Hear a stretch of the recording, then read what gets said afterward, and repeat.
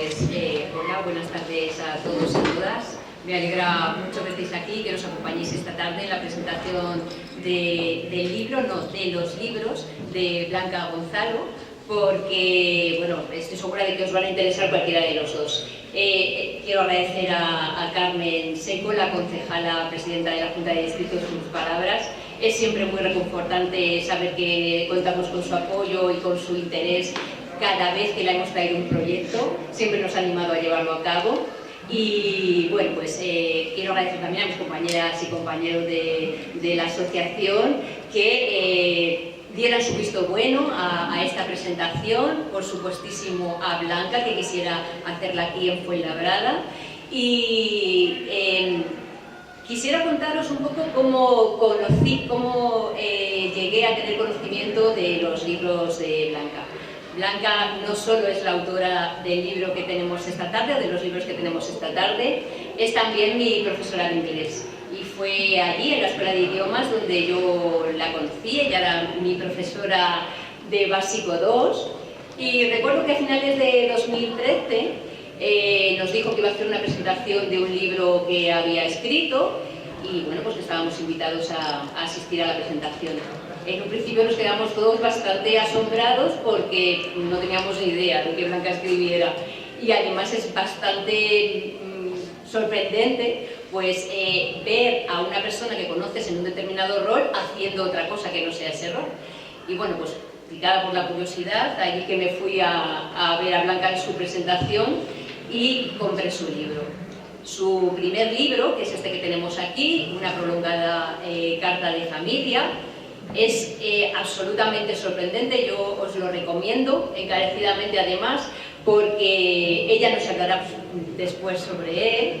Es el relato de la vida de su hermana, que bueno, es una persona valiente, optimista y capaz de robarle años a la muerte, porque era una persona diagnosticada de cáncer, para desarrollar su trabajo con un ánimo y un optimismo realmente envidiables. El libro engancha desde el primer momento, y además te hace viajar, porque hace un recorrido por Oriente Medio, por Oriente Próximo, por Asia. Es maravilloso.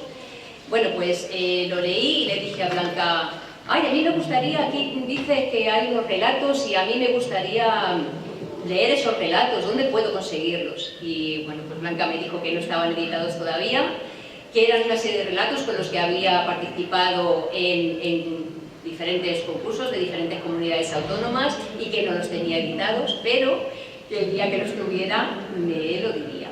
Y así lo hizo, cuando el año pasado me dijo: Conchi, pues ya he editado los libros de relatos. Y claro, pues yo inmediatamente fui a comprarlo, porque bueno, pues estaba segura de que me iba a divertir y me iba a gustar tantísimo como el primero o más. Y efectivamente lo es, porque es una serie de relatos que, ¿cómo os contaría? Es como abrir una ventanita y ver a través de esa ventana un pequeño periodo de lo que le está pasando a un personaje.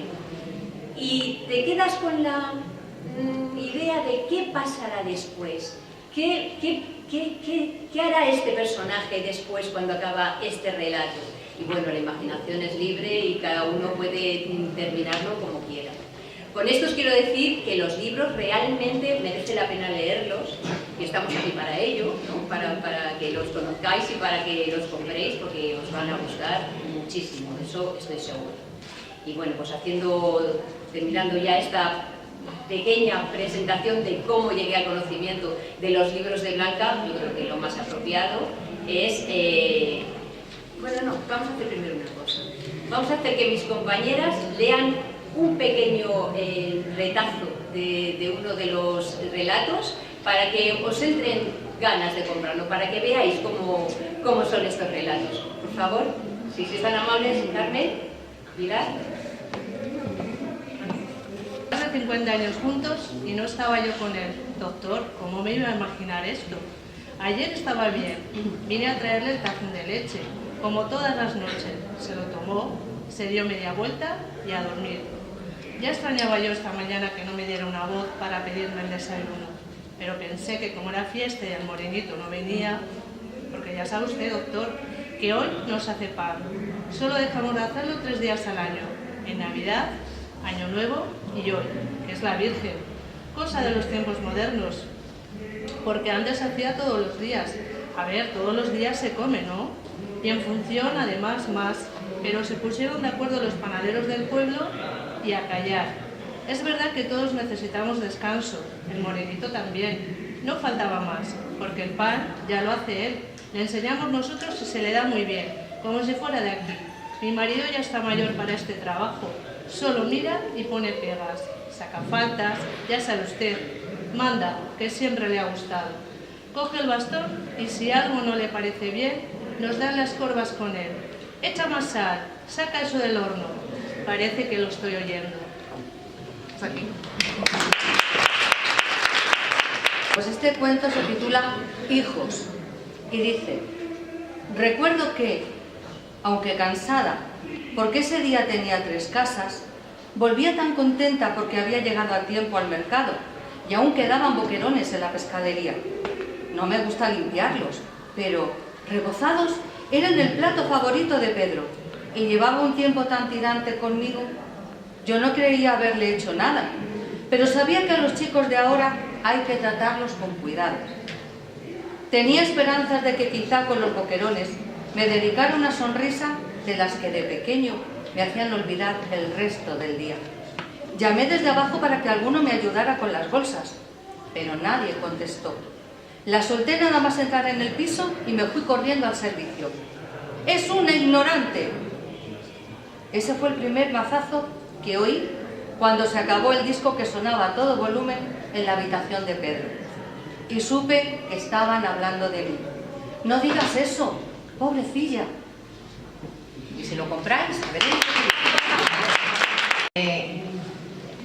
Por haberme sugerido, invitado y organizado esta presentación. Gracias a la Asociación Cultural Atenea, que me da esta oportunidad, a Carmen también por permitirnos estar aquí, por habernos presentado, por haber leído el libro, y en fin, a todos los que estáis aquí, os doy las gracias y espero que pasemos un buen ratito juntos. Y además, bueno, como ha dicho Conchi, ella me ha presentado como profesora de la Escuela de Fuenlabrada, en la que llevo 29 años, nada menos. Efectivamente esa es mi profesión. Y ella ya ha contado un poquito cómo conoció de mis aficiones literarias. Y bueno, me encanta que me haya procurado esta ocasión, encima en una fecha tan cercana al Día del Libro, o sea que me parece una ocasión estupenda. Como ya hemos comentado, Qué jardín tan bonito y otros cuentos, que es el libro que realmente vengo a presentar hoy, es una colección de relatos que he ido escribiendo a lo largo de los años. De hecho, son anteriores a mi otro libro, a una prolongada carta de familia, y que luego, si quieren, también puedo hablarles brevemente de él, aunque la presentación hoy sea sobre el de los cuentos. Pues como acabamos de decir, yo mi profesión es la enseñanza, pero en un momento determinado de mi vida, hace casi 30 años, pues decidí empezar a hacer mis pinitos en la escritura. Para ello asistí a varios cursos de creación literaria y empecé por relatos cortos. Alguien me dijo que la mejor forma de lanzarse era presentándolos a concursos literarios, y así lo hice, con la satisfacción de ver que iba ganando premios, con lo cual, claro, pues era un acicate para seguir haciéndolo. Yo no los había publicado, ni sabía cómo se hacía, ni había tenido nunca mayor interés. Alguno está publicado si ha ganado algún premio, pues en la institución convocante o en alguna antología. Pero vamos, para mí publicar no era un objetivo, ni siquiera una idea. Escribir era una afición y publicar pues no era más que una quimera. Podía pasar mis relatos a conocidos, en fotocopias y tal, pero nunca se me había pasado por la cabeza publicarlos. Yo, cuando se me pasó por la cabeza publicar, realmente fue cuando concebí este libro. Y aunque volvamos al otro, tengo que decirlo porque este fue el primer publicado. Esto es porque mi hermana murió y, como ha dicho un poco Conchi, mi hermana tenía una personalidad arrolladora, me parece que su vida realmente merecía la pena ser conocida. Luego puedo detenerme más en ello, pero el caso es que mi hermana cuando murió había dejado escritos unos relatos de viajes. Ella viajaba muchísimo por su condición de funcionaria europea a países, como ha dicho Conchi, de Oriente Próximo, de Asia, de América, en fin, a muchísimos países, y había escrito también, se conoce que la afición por la escribir, un poco de familia, unos apuntes de sus viajes. No tiene nada que ver con lo que uno tiene que escribir en un trabajo como tal trabajo, sino sus impresiones personales. Ella nos lo mandaba pues para que supiéramos lo que había estado haciendo y tal, y porque sabía que yo era una lectora fiel de sus escritos, y bueno, es que me lo pasaba de maravilla leyendo esos libros de viajes con los cuales viajaba por sitios que seguramente ni lo he hecho ni podré viajar, más que con la imaginación y con la lectura, ¿no? Entonces, entre lo interesante que eran sus escritos y lo interesante que fue su vida, que efectivamente estuvo 20 años luchando contra el cáncer, pero vamos, con un optimismo vital y siguiendo haciendo su vida y demás, pues a mí me parecía que eso se debía publicar. Y así lo hice. Entonces me lancé al mundo que no sé si alguien conoce de publicar, que es otro mundo completamente. O sea, una cosa es escribir, que para lo cual también hay que prepararse, francamente, por mucho que a uno le guste, pues para todo yo creo que hay que prepararse, y como digo, yo asistí a varios cursos de creación literaria.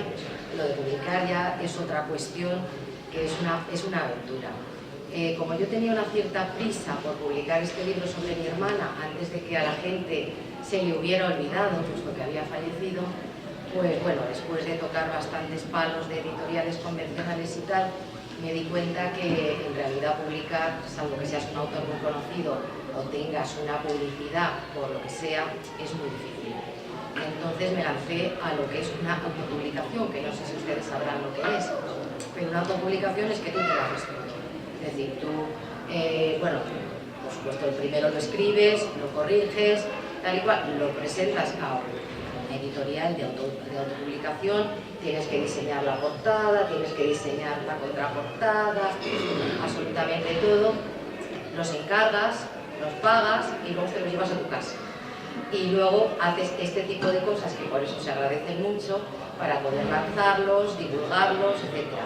Y bueno, vas pidiendo un poco menos que por favor a librerías que conozcas que te hagan el favor de venderlos, porque bueno, pues porque aunque esto está completamente legal y con su SLN y con absolutamente todo, pero realmente es difícil que una librería convencional pueda venderlos y hacer una cajita aparte para luego entregarme un dinero para un libro que yo ya he pagado. Es decir, es una cuestión, estoy empezando quizá por el final, que es como se publica, pero no sé si quizá les puede resultar de interés. La cuestión es que una vez que yo había hecho esto, por el interés que ya les he dicho sobre mi hermana y tal, dije, bueno, pues esos relatos, y gracias a gente como Conchi que me dijo, oye, esos relatos que se mencionan ahí, que tú has escrito y que has ganado premios y tal, ¿dónde están? Como ella ha comentado. Y dije, bueno, pues no sé, a lo mejor algún día los publicaré. Y efectivamente, poco tiempo después, como ya me sabía el camino durísimo de hacer una autopublicación, dije, bueno, pues voy a publicar mis relatos. Y entonces también están, pues eso, por una trayectoria diferente, pero también es una autopublicación. Entonces, bueno, pues ya me voy a centrar un poquito en esto, en los relatos. Me ha gustado mucho que hayáis seleccionado algún relato y lo hayáis leído, porque efectivamente he oído que últimamente se organizan lo que llaman catas de libros, similar a lo de catas de vinos, donde uno va, prueba un poquito y si le gusta, pues lo compra y se lleva la botella y toma más, ¿no? Pues creo que ahora se organizan esto, o sea, no solo presentaciones, sino catas. Y entonces vosotros lo habéis hecho así. Habéis seleccionado un par de relatos que me gusta mucho que hayáis tenido esa elección, y que yo también pensaba hacerlo, o sea, que yo también tenía pensado haceros un poquito de cata. Uno de los que yo había seleccionado precisamente era este de Hijos, que ha leído Carmen, que ha leído El Principio Carmen. Y bueno, también me gustaría, si os parece, leer un poquito del primero, del que da título a la colección, que el título completo de este cuento es ¿Qué jardín tan bonito me ha comprado? Si os parece, os leo un poquito del principio. Este fue casi de los primeros que escribí. Y de los primeros que empezaron a ganar premios. Y yo dije, Pues mira, igual tengo que seguir. Así que os lo leo. Empiezo a leer. Calculo que debo llevar unas 4 horas atada a este tiro, pero como no puedo mirar el reloj, aún es de día y en este tiempo anochece alrededor de las 9, así que deben ser sobre las 8, justo 4 horas, lo que yo decía. Él se fue nada más comer. Habría quedado para tomar café y echar la partida, como hacen los hombres. ¿En qué hora se me ocurrió decirle que me apetecía salir a tomar el aire? No entendió que lo que pretendía era irme con él. O a lo mejor es que es una barbaridad que un sábado le deje sin partida con lo que trabaja el pobre durante la semana. El caso es que, claro, decidió atarme en el jardín para que pudiera pasarme toda la tarde tomando el aire. Menos mal que hace bueno y no llueve, pero me estoy empezando a cansar. Tengo las manos como dormidas. Aunque no me atrevo a moverlas, entre la cuerda y la corteza del pino me hago polvo la piel. También me duelen los hombros de la postura tan estirada. Quizá habría estado más cómoda con las manos hacia adelante. No estaría tan rígida. Se lo tengo que decir para otra vez. No, que otra vez, por Dios. Espero que no haya más. Estoy mucho mejor dentro de casa. Ahí no me tiene que atar. Solo echa la llave y se acabó. Y yo puedo estar haciendo algo. Bueno, hasta aquí puedo ver. Este es el principio. Obviamente trata de la violencia de género, en este caso de la violencia psicológica, los cuales hay unos cuantos que tratan de ese tema, aunque desde puntos de vista completamente diferentes, nacionalidades, incluso generaciones diferentes, para así mostrar la evolución que yo creo que ha habido en los últimos años sobre la igualdad de género. Es el caso de La panadera, el que has leído tú, o El balancín del Parque del Castillo, o Mujer jordana. Un mismo tema visto desde generaciones diferentes, desde nacionalidades diferentes. Otro tema es la relación entre padres e hijos, como el de hijos que has leído tú, o al revés, tú has leído el de hijos y tú has leído el de La panadera, sí. O como Las señoritas no lloran en público, que también trata de la relación entre padres e hijos. Por ejemplo, uno que se llama Gris o Teresa de Segovia contienen determinantes decisiones personales, aunque con muy distinto objetivo. En el caso de Teresa de Segovia, es casi una guía turística de un lugar que conozco muy bien, Segovia, porque mi padre era de allí, mi marido también lo es y algunos de los aquí presentes también lo son. Y alguno incluso me ha dicho que le gusta utilizarlo como guía turística para recorrer los lugares que se mencionan. Yo vivo en Villaviciosa y este lugar también está presente en muchos de los relatos. Como veis, las historias no solo son cercanas en cuanto a cultura, en cuanto a sociología, sino que también los lugares. Por ejemplo, Patatas a la importancia, que aunque parece una receta, y de hecho contiene la receta del plato disimuladamente, es una leyenda que me inventé basándome en hechos históricos, ciertamente, y que ubiqué en Villaviciosa. Os voy a leer también un poquito del comienzo de esa para que veáis lo distintos que son unos relatos de otros. Este, como digo, se llama Patatas a la importancia. El ruido del viento azotando los árboles y desnudándolos de sus últimas hojas se mezclaba con otros sonidos lejanos más siniestros, a los que no lográbamos acostumbrarnos, a pesar de que en los 2 últimos años, desde 1808, ocurrían con frecuencia. Oímos jinetes acercarse, y mi padre atrancó la puerta y apagó la vela. La cocina, sin embargo, se iluminó con un relámpago, y los truenos parecían bombas que arrojaran directamente sobre nuestra casa. Alguien golpeó la puerta. «¡Abrid en nombre del rey!», exigieron. Mi padre y yo guardamos silencio y permanecimos agazapados junto al fuego. «¡Abrid o echamos la puerta abajo!». Mi padre quitó la retranca de la puerta y 2 soldados armados con bayonetas se colaron de un salto e inspeccionaron nuestra humilde estancia. Tras ellos entró un hombre con casaca negra y elegante sombrero. Demandó comida y cobijo para esa noche. Bueno, esto, insisto, es una cata solamente, para que veáis que son todos muy distintos. Hay otro, por ejemplo, que se llama Argel y que trata del terrorismo. Este es un poquito más largo, está en 2 partes. Y si quieren les voy a contar un poco cómo se me ocurrió este relato para que vean cómo concibo cada relato. Mi marido, que se dedica a la madera, estuvo un tiempo en el País Vasco cortando y replantando árboles, que es en realidad a lo que se dedica.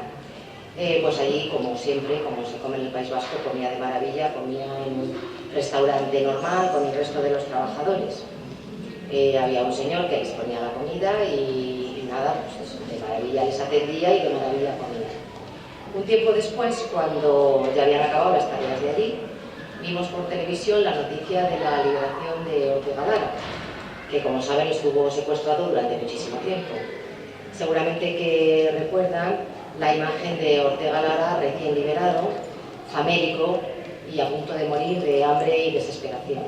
Pues bien, uno de los detenidos como carceleros del Zulo, donde él había estado secuestrado, era el mismo hombre que le servía a mi marido y a sus compañeros la comida. Es decir, llevaba una doble vida perfectamente normal, trabajando en un restaurante y sin embargo luego era de los que daba de comer o no le daba de comer. En cualquier caso tenía encarcelado en el Zulo a Ortega Lara. Sobre esto que a mí me dejó impactada, yo sitúo, intento meterme en la cabeza de ese personaje y lo sitúo en un sitio completamente distinto. En vez de situarlo en el País Vasco, lo digo a Argelia. Y me invento un personaje, casualmente una funcionaria europea, bueno, que no tiene ninguna relación con mi hermana, más que es un mundo que, bueno, un poco conocía por ella. Una funcionaria europea que se desplaza allí por cuestiones de trabajo y que conoce a esta persona. Yo me pregunto cómo se puede continuar viviendo después de haber tenido a un hombre secuestrado durante muchísimo tiempo. Y ahí invento un relato completamente distinto. Eso es como yo concibo los relatos. Hay algo que me llama la atención, un personaje en cuya cabeza me intento meter y yo especulo con esa situación, lo convierto en un personaje de un relato y se lo muestro al lector. A veces es una noticia que leo en el periódico o que aparece en la televisión, como por ejemplo Delicadeza entre bujías, que trata sobre las mafias chinas, o me llamó la atención un reportaje sobre Chernóbil y de ahí escribí el relato Ciudad de ausencia. Algunos cuentos son menos dramáticos, esto puede parecer todo muy trágico. Algunos son anécdotas casi cotidianas, personajes basados en personas normales y corrientes con las que tratamos a diario y a quienes no le pasa nada extraordinario, como por ejemplo el relato 4 docenas de rosas rojas o Se equivocó la paloma. Son, en resumen, como reza la contraportada y como ha salido en el book trailer, historias cercanas, pinceladas de personajes que nos permiten adivinar toda una vida. Casi ningún relato tiene un final cerrado porque son solo pinceladas, porque son relatos, no es una novela completa. Entonces, pero sí que nos permiten, yo creo, imaginar el resto de la vida de esa persona. Solo son momentos, porque mi intención, además de, por supuesto, entretener al lector, es hacerle pensar y dejar que su imaginación vuele. Bueno, no quiero que nadie se llame engaño con el título del libro, de Qué jardín tan bonito de otros cuentos. Aquí utilizo la palabra cuentos como sinónimo de relatos. Es decir, no son cuentos infantiles, de hecho, pues como pueden haber deducido por lo que estamos hablando, algunos incluso son un poco fuertes de contenido, ¿no? En fin, no quiero alargarme mucho más sobre este tema porque creo que como algunos lo habéis leído, pues me gustaría cederos la palabra y si queréis hacer alguna pregunta, pues podemos comentarlos. Y luego, si queréis, pasaré a hablar un poquito del otro libro, si os parece. Una pregunta que yo te quería hacer, y perdóname, pero no es sobre el libro, pero mi curiosidad es infinita. ¿Tienes en mente algún nuevo libro? En mente sí, pero solamente en mente. No he empezado, no, de momento estoy concentrada en el trabajo porque creo que voy a estar poco tiempo más trabajando y quería, bueno, pues acabar mi periodo de trabajo un poco tranquila, porque el escribir compaginado con el trabajo es bastante duro. Y entonces, pues yo de momento lo tengo en mente. Espero cuando tenga más tiempo ponerme a ello. Y otra pregunta. dentro de este libro que tienes en mente, ¿habría alguno en inglés? Puesto que tú eres profesora de inglés, perteneces, eso no lo hemos dicho, que perteneces al cuerpo de catedráticos de las escuelas oficiales de idiomas. ¿Has pensado en escribir algún libro en inglés? Pues yo recuerdo que hace tiempo una editorial dijo que estaba buscando, cuando yo creo que estaban justo empezando a escribir relatos, dijo que estaba buscando gente para escribir relatos, de estos relatos cortos, abreviados y tal, que bueno, o digamos adaptados para principiantes, para nivel intermedio, etcétera, etcétera. Y escribí uno que la verdad que, bueno, salió publicado en la revista de la escuela, no sé si lo recordarás, pero bueno, por ahí anda y si no ya te lo daré. Y lo publiqué, y lo escribí en inglés. Pero luego pensé que prefería separar ambos mundos.